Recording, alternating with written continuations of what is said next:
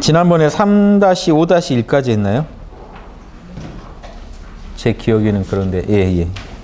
환극 이제 막 들어갔죠.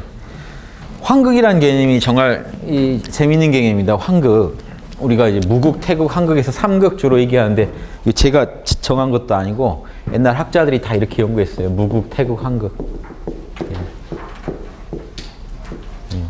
태극, 우주가 나온 꼭지점. 환극, 우주를 경영하는 꼭지점. 환극이라는 건 사실 권력의 문제예요. 권력이 어디서 나오느냐. 지금 이거는 주제의 문제죠. 주제자라고 그러죠. 경영. 요즘 말로 경영. 주제하다. 누가 주제하느냐. 사실 태극이 주제합니다. 태극이 우주의 근원의 씨알이에요. 무극은요. 태극의 본질이에요. 태극의 본체가 무극이고 환극의 본체는 태극이에요. 다 이거의 작용들입니다. 무극의 작용이 이렇게 작용해요. 무극은 텅 빈 자리죠. 원불교 그 상징이잖아요. 텅 빈 자리가 우주에 작용을 하면요. 텅 빈 자리가 우주를 경영하는 주체가 돼요. 우주를 낳는 주체가 돼요. 그 주체가 실제로 우주를 경영하면 어떻게 될까요?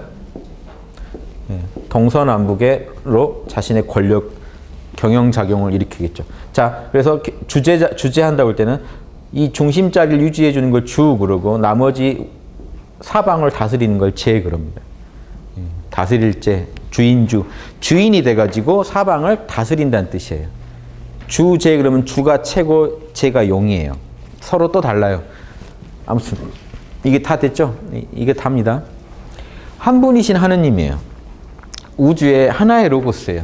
무극, 태극, 환극이 결국 하나의 로고스입니다. 하나의 도라고요. 하나의 도가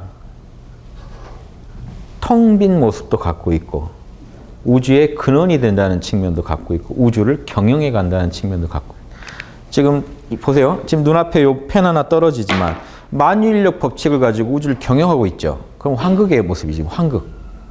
환극의 모습인데 환극의 경영을 할 수 있는 존재는 우주의 주인이어야 되지 않나요? 우주의 본질이어야 되지 않나요? 그럼 태극이고 그 본질은 본래 텅 비어 있어야 되지 않나요? 우주의 상대에서 주인이지 여기는 사실은 원래 이 태극 자리는 상대할 자리가 아니잖아요. 상대가 있을 수 없는 자리잖아요. 이원성을 초월한 가장 본 모습은 그냥 텅 빈이라고 밖에 말할 수 없는 거 아닌가요? 우주가 생겨야 현상계가 생겨야 현상계 절대계라는 게 현상계 상대에서 절대계 현상계를 낳은 자리인 태극이란 뜻은요 이미 벌써 우주를 전제하고 있다고요. 현상계를. 그럼 그 절대계 그 자체만 얘기하면요 초월이죠. 그냥 초월만 있지 여기 다른 말을 할 수가 없죠. 그런데 현상계 상대에서는 현상계의 주인 현상계를 경영한다는 측면에서 현상계의 경영자. 자, 그런데 이 우리 안에도 인간 안에도 신성이 있기 때문에 인간 중에 제일 환극이 있지 않을까요? 인간 중에 주제자예요. 자, 여러분 몸뚱이의 주제자는 마음이에요. 마음이 여러분의 환극이에요. 그러면 나라에서 주제자는요. 임금이요. 군주요. 군주가 이 나라의 환극입니다. 한 집안에도 집안의 가장이 집안의 환극이겠죠. 집안의 경영권을 쥐고 있는 사람이 환극. 권력이 그 사람으로부터 나올 때. 꼭 남편이 가장이 아니죠. 환극. 이 집안의 모든 문화와 이 돈과 이런 살림살이를 누가 결정하죠? 그 사람이 환극이겠죠. 그 사람이 하자는 게 다 그 가정의 모든 구성원이 따라야 될 때 그 사람한테 환극. 그런데 지금 이 정치에서 문제가 군주가 환극 자리인데 똑같아요. 이 명목상은 군주가 환극이어야 되는데 군주가 제 역할을 못하면요 이 환극으로서 못 서게 돼요. 환극이 섰다라는 표현을 쓰는데 확립이 안 되게 돼요. 사람들이 이름만 환극이라고 해서 따르지 않거든요. 실제 환극작용을 하려는 거죠. 실제 우리 삶을 경영하고 있느냐. 그런데 이 인간의 문제에서는요 로고스가 뭐로 발현되니까 뭐가 제일 중요합니까? 인의지요. 즉 인의지 신에 있어서 지금 양심에 있어서 백성들을 리드할 정도의 도덕적인 자질이 있는가가 되게 중요합니다. 동양에서는. 왜냐? 이거 없는 사람은 절대로 홍익인간을 안 할 거기 때문에. 아무리 군사력이 발달되고 경제가 발달되고 뭐가 발달돼도요. 돈이 많아도 그 사람 혼자 먹을 거기 때문에. 그리고 국방력도 어디다 쓰겠어요? 그 사람의 이득을 불리는 쪽에 군사력을 쓰겠죠. 백성을 위해서 군사력을 쓰는 게 아니라 지금 세계의 전쟁이 다 그렇습니다. 국민들 걱정해서 전쟁할까요? 지금 세계가? 소수가 더 잘 살아보려고 전쟁을 일으킵니다. 그렇죠? 옛날도 똑같아요. 옛날에도. 춘추 전국시대 다 전쟁이 웬 일어납니까? 국민들을 위해서 전쟁 일으키나요? 아닙니다. 그거 집어먹으면 내 땅이 넓어지니까 전쟁을 일으켜요. 내 백성이 많아지니까, 내 돈이 부니까.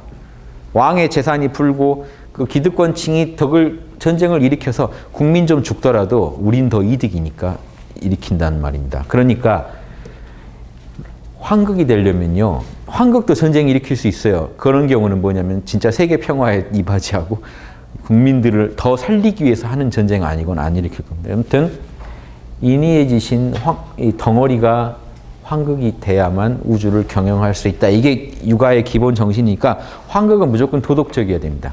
단순한 경영권만 가지고 얘기하면 덜 황극이죠. 진짜 황극이라는 거는 우주가 경영하는 걸 배워서 나도 경영하자는 거거든요. 우주가 인위의 지신으로 우주를 경영하기 때문에 인간 중에서도 인위의 지신을 갖춘 존재가 나와서 그걸 가지고 인간의 삶을 경영할 때, 즉 양심적인 리더십을 발휘할 때 황극 그럽니다. 그래서 이 임금들이 황극을 못 세울 때 뭐가 나오냐면 성인들이 임금으로 안 나오고 뭐로 나오냐면 스승으로 나와요. 그래서 이 중용이라는 데 보면 하늘이 국민들을 인도하실 때, 즉 황극으로 인도하실 때 뭐로 인도하시면 군이나 사로 인도하신다 그래요. 임금으로 나오거나 스승으로 나옵니다. 기독교에서 메시아가 뭡니까? 임금이자 스승이 메시아예요. 스승의 역할이 뭐가 있죠? 그 유대교에서 유대교 예언자 역할이 있어요. 그다음에 이제 제사장 역할이 있어요. 임금은 아니죠. 그러니까 하늘에 보세요. 하늘에서 내려오는 계시를 지상에다 전파해줄 양심의 소리죠, 사실은. 그리고 국민들의 백성들의 또 이런 그 죄를 하늘에다 또 갚게 도와주는 역할을 하는. 그렇죠. 그러면서 실제로 나라를 다스리는. 메시아는 요 세 개를 다 해야 메시아 그럽니다, 유대. 그럼 동양에서는 뭐예요? 내성, 안으로 성인이고 외왕. 이래요 황극이에요. 이거는 지금 내성의 왕은 장자에 넣어서 나온 말입니다. 장자건 뭐건 다 동양 철학은 이거예요. 그래서 장자 6편 이름이 뭡니까? 스승, 대종사. 위대한 스승이어야 되면서 동시에 7편 제목은요. 응제왕, 제왕이 돼야 된다. 이게 진정한 성인, 이 황극의 모습이에요. 우주의 도를 깨달은 인간은요. 그냥 왕이 돼야 된다는 거예요. 이게 동양 철학은 이게 기본이에요. 우주의 진리를 제일 많이 깨달은 사람, 로고스를 제일 많이 안다는 게 뭐가 전제되어 있냐면요. 우주를 경영할 수 있다는 게 전제되어 있어요. 아까 수신제가 치구평천하가 기본이죠. 그러니까 산에서 내가 제일 돌을 많이 닦았다. 이게 지금 말하는 게 아니고 여기서 말하는 성인은 양심의 달인이 돼서 실제 중생 속에서 중생들의 양심을 일깨우고 경영하는데 달인이 된 존재를 말하기 때문에 도의 스케일이 좀 다르죠. 그래서 혼자 산에서 내가 들어갔다가 나중에 짠하고 등장하면 천하가 날 모실 거야. 이런 발상은 말도 안 되는 발상이고 육바라밀이 그냥 산에서 혼자 닦입니까? 참새랑 육바라밀로 뭐 응대하고 다람쥐랑 대응하고 그랬다가 바로 사람 만나면 바로 뒤통수 맞고 끝나죠. 그런 식의 육바라밀 익혔다가는 이상하게 다람쥐는 그래도 뭐 반응하던데 걔는 내가 먹이 주면 좋아하던데 사람한테 그렇게 했다가 사람의 그 꼼수를 어떻게 쉽게 보시고요. 그 속에서도 양심을 찾아내서 그 사람을 조금씩 나아지게 완벽하게 치료는 안 되더라도 조금씩 나아지게 만들 정도의 그 경영 능력이라는 게 황극의 필수예요. 그러니까 불교에서는 보살들이 이 역할을 해줘야 되고 유교에서는 군자가 이걸 이제 이 길을 걸어가는 분들이에요. 그래서 이 같은 육바라밀이건 인위지신이건 여기 이제 불교는 육바라밀이죠. 중생들의 리더 역할을 할 수 있는 사람. 그러니까 중생의 리더기 때문에 중생의 조건을 빼고 경영이라는 걸 말할 수 있나요? 직원을 빼놓고 경영을 배운다고 말할 수 있나요? 직원을 어떻게 다룰 건지에 대한 내용이 없이요. 경영이라는 건 불가능하죠. 직원에 대해서 분석하지 않고 중생에 대해서 분석하지 않고 중생을 경영한다는 건 말도 아닌 소리이기 때문에 황극이라는 거는요. 철저히 중생의 리더라는 개념이에요. 중생의 리더. 그래서 자 황극은 동서남북 자 보세요. 이 여기에 있는 게 중생입니다. 중생들이에요. 유교에서는 중인이라고 그러죠. 중인. 만 백성들이 가운데 있는 이 군주 황극자리로부터 이 권력의 지배를 받는데 이 권력이 정당한 권력이려면 양심에 입각한 권력 행위가 아니면 따를 수가 없죠. 본받을 게 없죠, 사실은. 독재자가 여러분 황극이라고 말할 수 있겠어요? 독재자는 더 무섭게요. 그 국민들 막 칫솔까지 관리할지도 몰라요. 생활의 모든 걸 관리할지도 몰라요. 그런데 그렇다고 해서 황극이라고 말할 수 있는 게 아니라는, 단순히 권력 가지고는. 그 힘이 정당한 도덕의 힘이어야 돼요. 그래서 황극은 지극한 도덕적인 존재여야 됩니다. 메시아 같은 존재. 이렇게. 그래서 그 예수님이 황극 메시아로 인정 못 받는 이유 아시겠어요? 유대교에서. 왕이 못 됐잖아요. 그러면 인정 못 받아요. 실질적으로 독립을 시켜서 왕이 됐어야 인정해 줬을 거예요.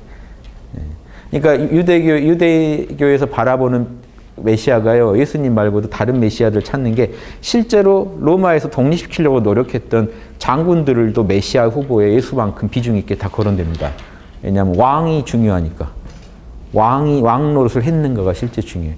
그러니까 지금 성경에서는 예수님이 이스라엘의 왕이다라고 자꾸 이렇게 말로 얘기를 하잖아요. 근데 그게 메시아라는 걸 말하고 싶은 건데, 유대인들은 솔직한 말로 다스려 봤냐 이렇게 나온다는 거죠. 바로. 그러니까 대화가 안 된다. 메시아의 조건. 그런데 우리가 여기서 뭘 배워야 되냐면, 동양이건 뭐 그쪽도 동양이 뭐 중동 쪽이건 저 서양이건 간에 황극에 대한 어떤 상이 있다고요. 진정한 리더란 하늘과 소통해야 되고, 국민들을 리드할 수 있어야 되고, 도덕적으로도. 요 예언자나 제사장은 진짜 도덕적인 내용이거든요. 그러면서 국민들을 다스려 줄 수도 있어야 돼요. 삶을 다스릴 수도 있는 존재여야 한다는, 실질적으로. 이거 못하면 도인 아니다 하는 게 있다는 거죠. 이게 불교에도 똑같이 있는 게, 이게 보살 사상이라는. 그래서 초기의 보살들 모양을 보면 지금 관세음 여성 같죠? 수염 달린 여성이에요. 코수염 있어요, 자세히 보면. 근데 모양은 여성이란 말이죠. 자비로움을 상징하려다가 그렇게 된 겁니다. 그리고 성모 마리아 신앙과 대항하다 보니까 그렇게 된 거예요. 그런데 그래서 어디 보면 예수님처럼 중생 안고 있는 관세음, 어린아이 안고 있는 막 이런 것까지 돌아요. 그런데 원래 관세음 보살상을 초기 형태를 보면요, 군주예요. 지금 이렇게 자유로운 모습으로 지금 그 둔가방 그 내용들이요, 근육질입니다. 몸이 근육질이고 식스팩에 왕관을 쓰고 있는 거예요. 크샤트리아의 복장이라고요. 브라만들은 그런 복장을 안 해요. 인도 계급에서 크샤트리아가 왕족이거든요. 왕족 복장을 하고 있다는 건요, 보살은 군주를 할 수 있는 사람을 말하는 거예요. 현실에서 통치를 할 수 있는 사람들을 보살이라고 본 거예요. 실제로 부처님의 예전 전생의 보살 시절에 왕으로 많이 태어나서 국민들을 지도해요. 그런 게 다 연결되어 있는 겁니다. 그게 지금 되게 그냥 하얀 가운에 뭐 이렇게 입고 계신 모습은 했지만, 그게 원래 안 그러고 그 전형적인 왕족 복장을 하고 있는 모습의 그 조각들이 이렇게 변질된 거예요. 그거는 그거고, 아무튼 지금 전 세계에서 이렇게 말하는 영적인 어떤 황극, 리더라는 의미는 이런 도덕적이면서도 강력한 힘을 갖고 있어야 돼요. 즉 권력을 갖고 있으면서 동시에 도덕적인. 이게 인간이 제일 원하는 거죠. 그러니까 지금 선거 나가보시면 알아요. 유세할 때 나 욕심꾼입니다라고 말하는 사람 하나도 없죠. 저 권력을 얻고 싶은데요, 저 정말 여러분한테 잘할 거거든요 하고 양심을 자꾸 팔아요. 자기의 그 양심을. 즉 사람들은요, 뭘 좋아한다는 건지 알고 있는 거죠. 황극을 무의식 중에 바라고 있어요. 이런 황극이기를. 그러니까 황극 코스프레를 하는 사람들이 당선이 잘 됩니다. 황극 코스프레를 해요. 그러니까 그 전에는 그렇게 양심적이고 겸손하고, 근데 일단 당선되고 나면 달라지죠. 말도 달라지고 다 달라지죠. 이제는 권력으로 지배만 하려고 하지 도덕적인 맛은 없어져 버려요. 이제 거기에서 우리가 늘 당하는 건데, 그래서 정당한 권력이라는 거 본질은요, 황극을 감당할 수 있는 사람을 키워내고 우리가 그 사람을 추대하고 있는 거예요. 요게 우리 고조선에서는 단군이라고 부릅니다. 단군. 박달나무 단자, 임금군자. 밝은 임금. 도덕적으로 밝은 임금을 말합니다. 그래서 황극과 단군을 연결해서 보시고요. 자, 지난번에 했던 것 좀 읽고 가볼게요.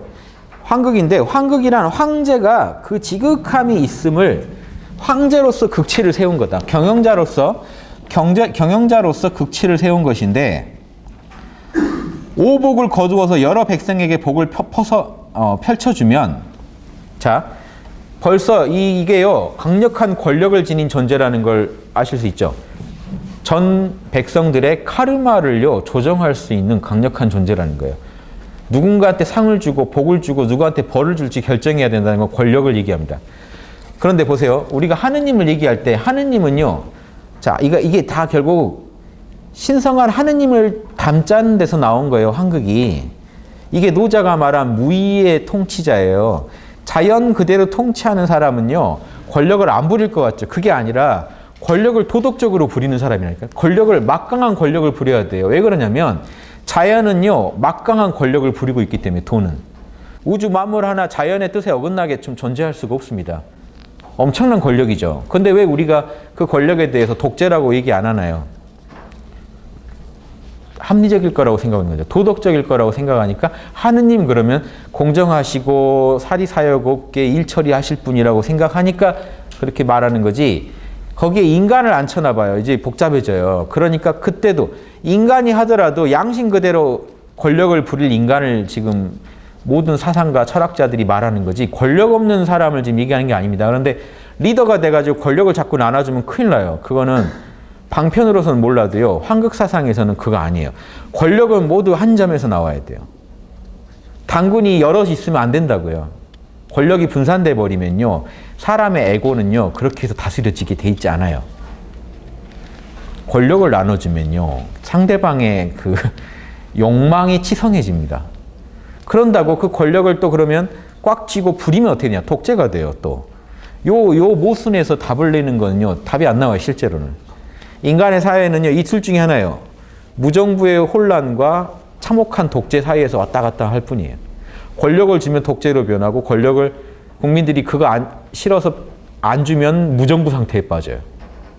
그럼 원하는 게 뭡니까? 그럼 우리가 독재가 답입니까? 무정부가 답입니까? 정당한 권력이 답인데, 정당한 권력이 답이라는 거 빨리 알아채고 바로 정당한 권력자를 키워내는 데 집중했어야 되는데, 사람들은 뭐에 집중하는지 아세요? 독재자로부터 권력 뺏는 행위에만 집중해요.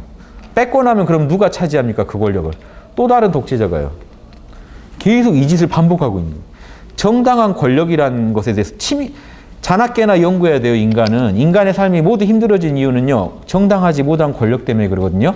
비양심적인 권력 때문에 삶 전체가 힘들고 사람들이 죽어나가는데도요, 거기에 대해서는 연구를 안 하고요, 권력자가 된다 그러면 뭔가 뭐가 잘못됐다고 느끼는 거예요. 권력을 부리면 안 된다라고 생각하시고, 권력은 자꾸 뺏어야 된다, 국민들이 권력을 뺏어야 된다 그러는데 그게 아니에요. 제대로 돌아가는 기업은요, 배당금 잘 주는 기업이지, 자꾸 주주들 불러다가 우리 어떻게 할까요? 물어보는 기업이 아니죠. 즉 국민들 걱정 안 하게 하는 나라가 제일 제대로 된 나라입니다. 국민들이요, 정치에 신경 쓸 필요가 없게 합리적으로 경영을 해서 그 배당이 국민들한테 탁탁 떨어지는 나라예요. 그러면요, 국민들은 너 지지한다, 더 해봐라 하면 끝나요. 이게 안 돌아가니까요, 야 모여라, 지금 또 어디로 모여라, 지금 경영자가 또 뭘 삥땅 해먹을지 모른다, 모여라. 계속 모여서 감시하고 지켜봐야 뭐가 된다라고 하는 그쪽으로 발달하게 되면요, 답이 안 나옵니다. 나중에 어차피 칼자루 진 쪽은요 마음대로 해먹을 거고, 그 권력 뺏자고 나선 사람들은 또 다른 권력의 들러리로 계속 동원되게 돼요. 누가 또 부추깁니다. 저거 뺏고 싶은 사람이 문제 있지 않냐 그러면 난리 나서 다 뺏어요. 그럼 그 다음에 누가 제가 잘해보겠습니다 하고 나오는 그 사람이 또 먹어요. 제가 그냥 지어낸 얘기가 역사책이요, 몇천 년간 이렇게 진행되는 게 하도 답답해서 제가 드리는 말씀. 역사책 한번 세계사건, 한국사건 빼서 보세요. 조선왕조실록이라도 한번 보세요. 만화로 된 거라도. 이 일이 계속 반복되고 있는데 우리는 거기에 대해서 어떤 대책이 없어요. 대책은 뭔지 아십니까? 뭐 선거제도 개선 다 좋은데 근본적으로요, 정당한 권력이라는 걸요, 어려서부터 뼛속까지 배워야 돼요. 반장부터 배워야 돼요. 정당하지 못한 반장이 어떤 해악을 끼칠 수 있고, 제대로 된 반장은 어떤 반장인지부터 확고한 관을 세워나가서 나이 들어서도요, 리더를 뽑을 때, 내가 아무리 뭐 돈이 좋고 뭐도 좋아도 저 사람을 뽑아놓으면 우리 다 고생해, 이런 게 확고하게 머리에 박혀 있냐는 거죠. 정당한 권력에 대한 상의. 안 그러면요, 권력을 부리면 또 큰일 나는 줄 알고, 또 올바른 사람한테 권력 주면 또 권력을 나누고 있어요. 통치라는 게 안 이루어집니다. 다 개판되고 끝나요. 그러게 되면. 이게요, 통치라는 건요, 정당한 통치건 나쁜 통치건 간에 권력은 한 군데서 나와야 됩니다. 이게 기본적으로 통치라는 거예요. 통치라는 걸 모르는 분이 권력을 쥐면요, 권력 나누고 있어요. 그럼 나는 또 되게 잘한 것 같아요. 국민들한테 권력을 나눠줬기 때문에. 백가쟁명의 시대라 그러죠. 이제 이 나라가 전체가 무정부 상태로 빠집니다. 한 군데서 이 권력이 안 나오니까. 이게 다 방편인데 잠깐 쓰고 말아야 할 방편이 정론이 돼버리면 심각해져요. 이런 식으로는 통치 안 됩니다. 통치의 원형은 동식물 어디 다 가보세요. 아주 질서정연하게 굴러가는 이 사회라는 건요. 중심이 소수고 단일할수록 더 힘이 발휘합니다. 다수와 그리고 그 문제는 뭐냐면 이 중심이 다수를 위해서 일할 때 이 제대로 된 이 권력이라고 할 수 있는 거죠. 통치가 일어나는 거죠. 통치는 자 보세요. 통치는 권력이 한 점에서 나와야 된다는 거랑 두 번째 그 권력은요 철저히 국민을 위한 그 권력의 행사여야 된다는 거예요. 요게 담보되지 않으면요 뭔 짓을 해도 인간이 만들어낸 제도는 다 타락하게 돼 있다는 거예요. 우리 몸뚱이 하나 보실래요? 여러분 뇌가 통치하죠. 뇌가 여러분 경영합니다. 전두엽이 경영해요. 이런 전두엽이 몸 곳곳에 있다 그러면 난리 날 거예요. 의견 충돌이 나서. 둘이 싸워서 이길 때까지 기다려야 돼요. 밥을 먹어야 할지 말아야 할지. 먹자는 쪽과 말자는 쪽이 싸워서 이기는 쪽 가야 될 거 아닙니까? 그렇게 안 해놨어요. 자연은요, 이 뇌에서 모든 걸 결정하는데, 자, 보세요. 제가 손가락으로 지금 딱딱한 거 하나 만지죠. 이 정보가 뇌에 지금 그대로 다 갔습니다. 훌륭한 정부일수록 말단에서 벌어지는 일이 그대로 지금 중앙정부에 그대로 보고돼야 돼요. 거기에 대해 바로 대책이 나와야 돼요. 중앙과 중심이요, 소통이 어마어마하게 잘 되면서 바로바로 도덕적으로 자명한 결론이 탁탁 떨어져서 반응하고 모든 정보가 중앙으로 모이고 중앙에서 합리적인 반응이 바로 주변으로 퍼진. 여러분 그렇게 살고 계시다니까요, 지금. 뇌에 지금 정보가 보고 안 되고 있으면 어떻게 되는지 아세요? 그걸 마비됐다고 그래요. 여기가 썩어나가도 몰라요. 이해되십니까? 자연에서 배워보세요.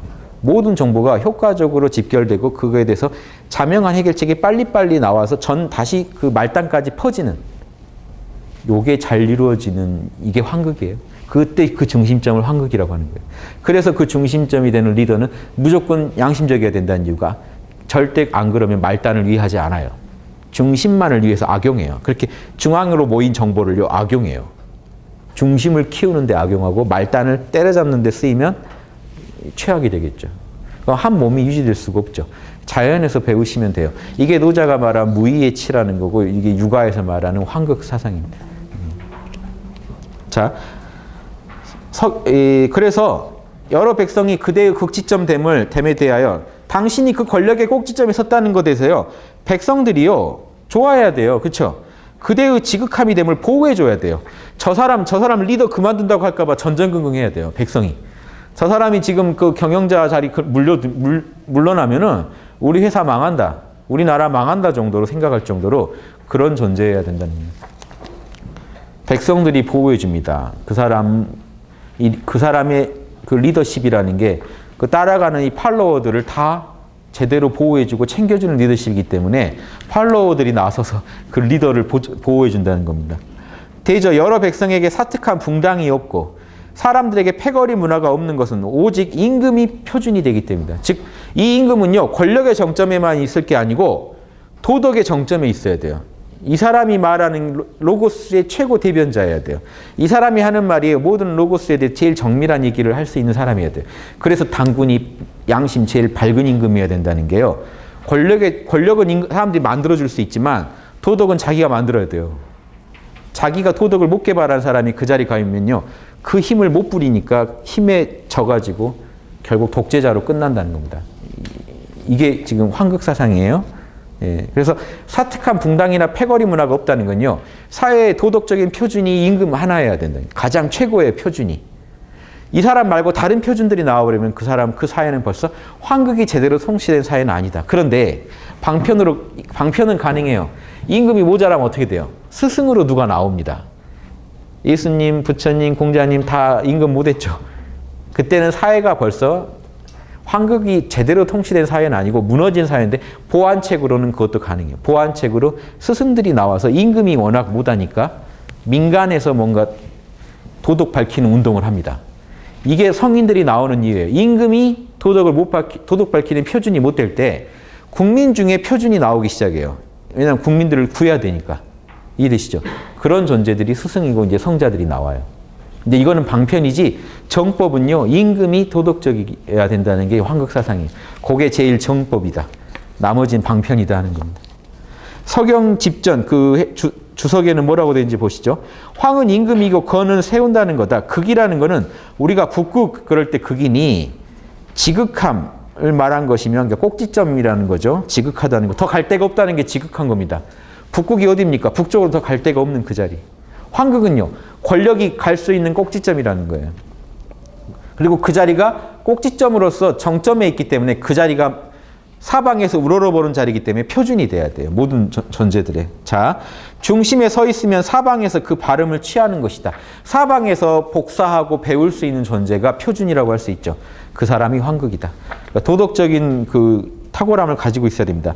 사람의 임금이 당연히 인륜의 지극함을 극진히하여 결국 황극은 오륜을 잘해야 돼요. 이니지 잘해야 황극인데 그 황극이요. 부모 자식의 관계에 대해서 말하면요. 그 말함에 그 친애함을 지극히 하니 부모 자식 간의 친애해야 함을 지극하게 설명을 해주니까 천하의 부모 자식 된 자들이 다 여기에서 법칙을 취해요. 황극의 말을 듣고요. 아 저렇게 살아야겠구나 하고 법칙을 배우더라는 이 정도 대화 황극입니다. 들었는데 들을 말이 없으면 황극이 아니에요. 들었더니요. 야 내가 얘기하는 게 낫겠다 이러면 황극이 아닌 거예요. 그 사람의 가르침이 그대로 경전이어야 돼요. 황극은요. 특징이 말을 하면 경전이어야 돼요. 행동을 하면은 그 경전의 어떤 그 이야기가 돼야 되고 말을 하면 그대로 경전의 가르침이 돼야 돼요. 별거 아닙니다. 로고스를 잘 실천하고 로고스를 잘 따르기 때문에 일어나는 현상이에요. 로고스의 화신이니까. 그래서 그 요한복음에 예수님을 다 로고스의 화신이라고 하는 겁니다. 예수님 하는 거 보면 로고스 알 수 있다. 그게 황극이에요. 그 시대에 이제 권력자들이 무도하니까 국민 중에 황극이 나온 거예요. 그렇게 이해하시면 돼요. 자, 여기서는 권력자이면서 황극이면 얼마나 끝내주겠습니까? 이게 메시아예요. 부모 자식을 말할 때 그 사랑에 부모 자식 간의 사랑을 얘기하니까요. 천하의 부모 자식이 다 그 말을 갖다가 경으로 삼아요. 저렇게 살아야겠구나. 부부 관계에 대해서 그 분별함, 남녀 간에 서로 구별해야 됨, 차별이 아니라 구별을 해야 되는 그것에 대해서 얘기하니까 천하 부부가요. 다 거기서 법칙을 취해요. 아, 남편은 이걸 잘해야 되고 또 아내는 이걸 잘해서 한 가정이 조화롭게 이루어지겠구나. 이걸 알게 되고. 그러니까 이거 부부 생활 안 해보면 또 못하겠죠. 황극되려면요. 고생 많이 해. 이게 이 관계를 다 경험해보지 않은 사람이 어떻게 얘기를 해요.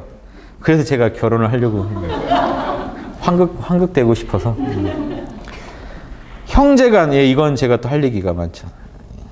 이남 이녀라, 형제간에 별의별 시끄러운 일들이 많았는데 형제에 대해서 그래도 형제간에 우애 있어야 된다. 이게 답이거든요.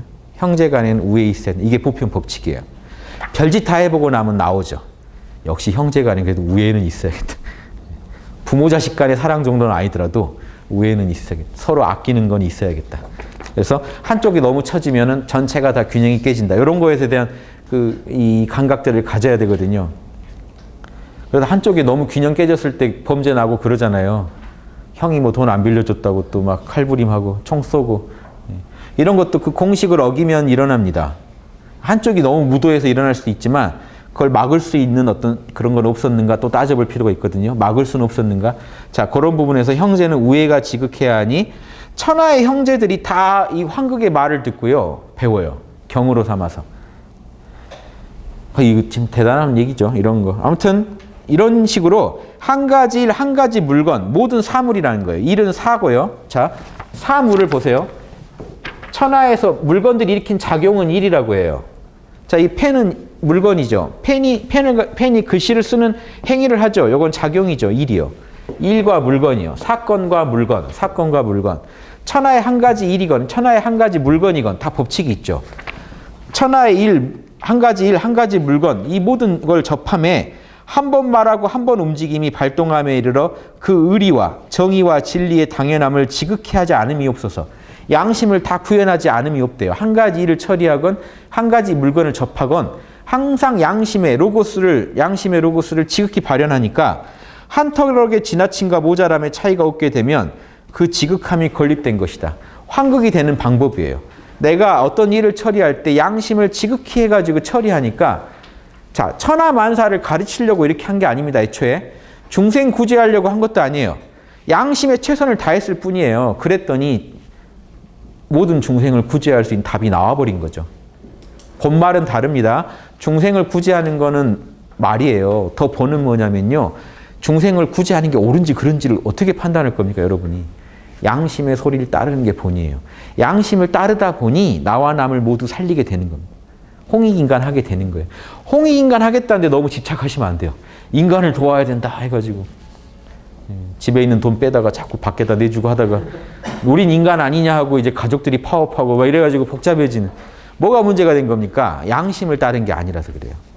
양심을 따르면요 그런 문제가 다 좋고 끝나게 돼 있습니다. 양심은요 누구 하나라도 피해를 보면요 신호를 바로 보내줘요. 지금 와이프 플러스 하고 신호를 보내줘요.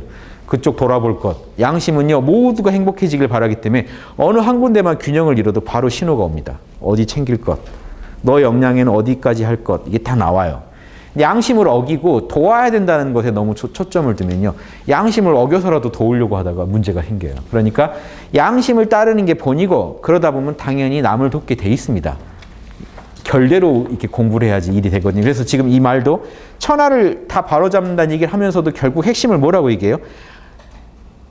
양심에 최선을 다했을 뿐이라는 말로 이렇게 마무리를 짓는 겁니다. 그러면 환극이 선다. 내가 내 양심을 최대한 밝히면 환극이 되는 거지 천하 백성들한테 뭐 떡값 돌리고 해서 환극이 되는 게 아니라는 거예요. 근원이 다르다. 그 도덕의 빛에 백성들이 감흥해서 그 사람을 추대하는 형식이 제일 옳다 이겁니다.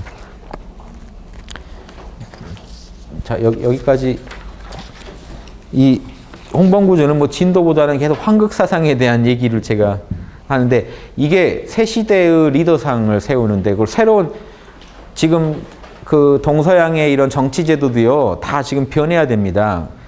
그러면 이 동양의 도덕 정치 이론이 있거든요. 이걸 가지고 한번 각 문화에 맞게 자명한 거는 또 취해서 쓰시라는 거예요. 꼭 동양 걸로 통일합시다가 아니라 동양께 가지고 있는 이 자명한 사상, 요게 자명하면요 대통령제도 적용해보고 한번 서로 취할 거 취해보고 가능하면 이런 이 환극 이론이 최대한 효과를 발휘할 수 있게 정치를 만들어 보면 어떨까 이겁니다. 정치지도를. 우리나라는요 세종이라는 위대한 환극을 가진 나라예요. 자랑하셔야 돼요. 세종은 위대한 환극이었어요. 중심과 주변의 소통을 최대한 중시하고요. 예. 국민들 언어가 없어서 힘들까봐 글자를 만든 양반입니다. 우리는 그런 전통이 있기 때문에 지금 광화문에 동상이 있잖아요. 뭐 의지도 표명하는 거 아닙니까? 지금 현 정부도 세종처럼 해보겠다고 표현한 거 아닙니까? 그러니까요. 그러려면 뭔 내용을 알아야죠. 세종이 어떻게 세종이 됐는지. 세종은요. 그때 양심적으로 밝은 리더였던 거예요. 그냥. 머리가 좋고 다른 거 다 떠나서 머리가 좋으면 더 좋지만 양심적이지 않으면요. 머리 좋은 거 다 국민을 더 교묘하게 뽑아가 착취하고 그 어떤 뽑아냈을 거예요. 그게 아니고 양심을 어떻게 닦았길래 그렇게 경영에다 양심을 썼는가. 그리고 양심 어떻게 닦았는가도 중요하지만 그렇게 닦아서 실제 정치할 때 양심 어떻게 적용했는가. 이런 걸 연구하셔야 돼요. 그래서 정당한 권력을 연구하셔야 되는 거예요. 정당한 권력자는 어떻게 만들어지는지. 강력한 권력을 갖고 있으면서도 도덕적으로 쓰는 그 리더는 어떻게 만들어지고 길러지는지 그걸 연구하시지 않으면요. 답이 안 나옵니다. 왜냐하면 이거 제가 이 얘기를 꼭 드린 게 다 여러분들이 철학을 시간 내서 철학 못 하셨죠. 저는 시간이 많았어요. 그래서 철학에 전념을 해봤더니 권력이라는 것의 로고스는요. 호락호락한 게 아니에요. 우리 서로 다 권력 나눕시다에 나눈다고 해서 통치가 되는 게 아니라고. 권력을 함부로 내놓는 게 아니고 다만 그 권력의 힘을 어떻게 써가지고 국민을 살릴 건가에 연구를 해야 돼. 이런 게 안 이루어지면요. 이 현상계는 결국 그 좋은 의도로 했다고 해도 국민들이 다 같이 결국 고생하고 끝나요. 본인을 포함해서 국민 모두가 고생하고 끝나요. 이 역사적 경험이 계속해서 일어나고 있습니다. 거의 관통하는 공식을 못 알아내면요. 개별 구체적 현상에서 표현되고 있는 보편적인 법칙을 못 찾아내면 우리는 찾아낼 때까지 구르게 돼 있어요. 공식이. 빨리 찾아내서 조치를 취하지 않으면 우리는 계속 당하게 돼 있다고요. 여러분 다 힘든 게 정치 때문에 힘드신데 정치 계속 외면하시고 정치를 그냥 대충 넘어가시고 똥물들이 차지하고 있어도 내가 살아보니까 다 똥물이더라 하고 똥물을 감싸 안는다고 해서 되는 것도 아니고 똥물 싫다고 막 욕만 한다고 똥물이 맑아지는 것도 아니고 어떻게 해야 되냐는 거죠. 이 똥물을 정화시킬 방법을 찾아내야 되는데 이거 목숨 걸고 연구 안 하면 여러분 자손이 또 고생하게 돼 있고 또 고생. 인류의 아주 고질병이에요. 이게 정치 문제가. 종교는 그래도 가끔씩 밝을 때가 있어도 정치 밝을 때는 별로 역사상 안 나옵니다. 신기하죠. 왜냐? 권력과 이런 돈에 너무 밀접하게 관련돼 있기 때문에 타락하기가 너무 쉬워요. 그래도 종교는요, 초창기에는 그래도 맑아요. 이제 가다가 타락하는데 정치는 권력 딱 쥐면 안색이 바뀌고 눈빛이 바뀌는데 이거 어떻게 해요? 이 문제에 대한 답을 로고스에서 못 내면 인류는 계속 고생해야 되니까 드리는 말씀입니다. 저는 몰라 하면 돼요. 그런데 여러분이 걱정돼서 드리는 말씀. 저는 몰라 하고 이렇게 살다 가면 되는데 이게 안 됐어서 연구를 하고 같이 완벽한 답을 바로 내는 게 아닙니다. 세종식 정치는요. 내가 답이니 따라라, 짐이 답이니 따라라라고 절대 안 했어요. 정조는 그렇게 했어요. 세조는 그렇게 안 했어요. 세종은 그렇게 안 했어요. 세종은요. 의견을 한번 들어보세요 해가지고 토론해서 자명한 결론 나온 대로 했어요. 가끔 고집 부렸죠. 한글이나 이런 거. 그 외에는요. 대다수는요. 합의되지 않으면 안 했어요. 17년간 여론조사를 해서 합의된 일도 있어요. 이거 일반 정치인이 못합니다. 설득될 때까지, 만장일치 나올 때까지 몰고 가는 거예요. 화백의 정신을 갖고 있다고요. 이런 정신이 진짜 올바른 뇌의 정신이에요. 한 몸을 제대로 경영하는 존재라면요. 당연히 그렇게 해야 되는데 사람들이 급한 마음에 자연의 결을 이배하고 내 욕심대로 합니다. 그럼 통치될 것 같아요. 애들도요. 설득 안 하고 내가 강요해서 때리고 막 하면 될 것 같아요. 당장에. 그 후유증이 언제 나올지 모릅니다. 이게 문제라는 거죠. 그래서 올바른 통칭이라는 건 우리가 살아가는데 필수입니다. 내 정신이 내 몸을 통치해야 되고 내가 내 가족을 통치해야 되고 직장에 가서 또 내 부하 직원을 통치해야 되고 누군가는 또 이제 리더가 돼서 대통령이 돼서 천하를 통치해야 되고 모든 통치행위가 우리 삶에 꽉 차 있는데 올바른 통치에 대해서 배우지 않고 있다는 거죠. 양심 분석만 잘하시면 됩니다. 다른 답 없어요. 몰라 괜찮아랑 양심 분석만 잘하면 여러분 최고의 리더가 됩니다. 여러분을 경영자로 만들어주는 최고의 양심 경영자, 카르마 경영자로 만들어주는 방법이 지금 우리 학당에서 지도하는 방식이에요. 동서양 모든 철학을 회통해서 제가 엑기스만 짜낸 겁니다. 요거 그냥 쓰시면 돼요. 이거 쓰시면서 연구해 보세요. 안 쓰면서 연구만 하시면요. 10년 뒤에 이제 양심 노트 사러 오실 거 아닙니까? 내가 다 연구해 봤는데 이게 맞는 것 같아요. 그러지 마시고. 누군가는 그 10년간 써가지고 이미 도인됐어요. 쓰시면서 연구하면서 욕을 하시더라도 연구하시면서 욕하세요. 일단 양심하는 게 낫잖아요. 더. 그러니까 욕하시더라도 불만 있으시더라도 연구하시면서 같이 실천해가면서 욕하다 보면요. 그래도 그게 자명한 쪽으로 쓰이는데 그냥 욕만 하고 계시고 그냥 멀리서 관망하고 계시면 하나도 변화가 없습니다. 여러분 가정이 안 변하고 더 악화됩니다. 통치에서 손을 떼고 계시면요. 악화되지 나아지지 않아요. 근데 또 힘을 써서 통치를 하려고 하면 또 다른 방식으로 악화돼요. 그러니까 인류는 늘 독재냐 무정부냐 사이에서 헤매고 있다는 거예요. 철학자들이 예전에 다 분석해 놓은 거예요. 제 얘기가 아니라 철학책에 다 있어요. 제가 종합해서 말씀드리는 거예요. 답은 결국 제가 연구해 보니 답은 정당한 권력밖에 없더라고요. 정당한 권력이 답이라는 걸 알았으면요. 지금 권력을 소수에서 다수로 돌리자 그런 소리 하지 마시고 어떻게 그런 양심적 소수를 길러낼 건지 추대할 건지 그걸 연구하셔야 돼요. 자꾸 소수에서 다수로 권력이 옮겨가면 해결될 것 같으세요? 여러분 오늘부터 이제 부모님이 갖고 있는 권력을 자식들이랑 다 공유해서 가지면 가정이 해결될까요? 더 크게 싸우고 끝낼 수도 있습니다. 다시는 안 보는 사이가 될 수도 있어요. 이 답이 아니라는 거 아셔야 돼요. 제가 이 얘기를 제가 안 하면 또 누가 할까 해서 합니다. 이게 인문학적 결론은요. 그런 식이니까 이게 환극 사상이 대놓고 막 환극을 얘기하니까 부담스러우실 수도 있는데 권력을 자꾸 얘기하니까 권력의 집중을 얘기하고 이게 리얼입니다. 여러분은 이런 세상에 살고 계세요. 뇌더러 자꾸 권력 내놓으라고 해봤자 답이 나오지 않아요. 정신 차리고 사시는 연습을 하시는 게 맞습니다. 예, 여기까지 하겠습니다. 예.